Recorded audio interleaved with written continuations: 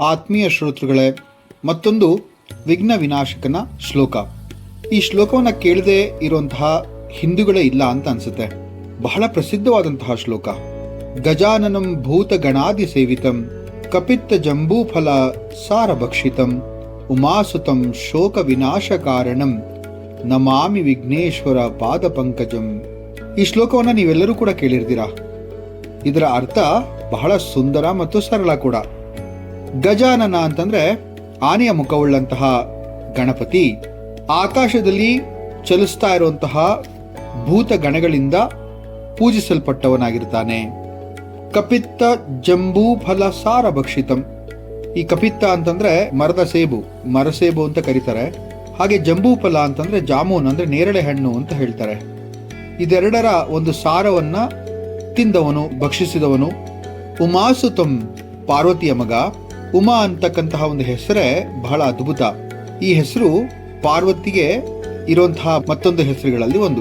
ಈ ಹೆಸರನ್ನ ಪಾರ್ವತಿಯ ತಾಯಿಯಾದಂತಹ ಮೈನಾವತಿಯವರು ತನ್ನ ಮಗಳ ಒಂದು ಘೋರ ತಪಸ್ಸನ್ನ ತಡೆಯೋದಕ್ಕೋಸ್ಕರ ಉ ಮಾ ಅಂದ್ರೆ ಹೇ ತಡಿ, ಹೇ ಮಗಳೇ ತಡಿ ಅನ್ನುವಂತಹ ಒಂದು ಉದ್ಗಾರದಿಂದ ಈ ಒಂದು ಮಾತನ್ನ ಹೇಳಿರ್ತಾರೆ. ಅದಕ್ಕೆ ಉಮಾ ಅಂತ ಬಂದಿದೆ ಅಂತ ಒಂದು ಪುರಾಣ ಶಾಸ್ತ್ರಗಳಲ್ಲಿ ಹೇಳದಿದೆ.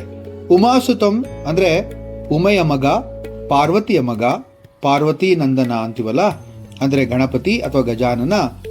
ಶೋಕ ವಿನಾಶಕ್ಕೆ ಕಾರಣನಾದವನು ಅಂದ್ರೆ ಬರುವಂತಹ ದುಃಖಗಳನ್ನ, ಕಷ್ಟಗಳನ್ನ ನಾಶಪಡಿಸುವಂತಹ ಮಹಾನ್ ಶಕ್ತಿಯುತವಾದಂತಹ ದೇವರು ಈ ನಮ್ಮ ಗಣಪತಿ ಅಂತ ಹೇಳ್ತಾರೆ.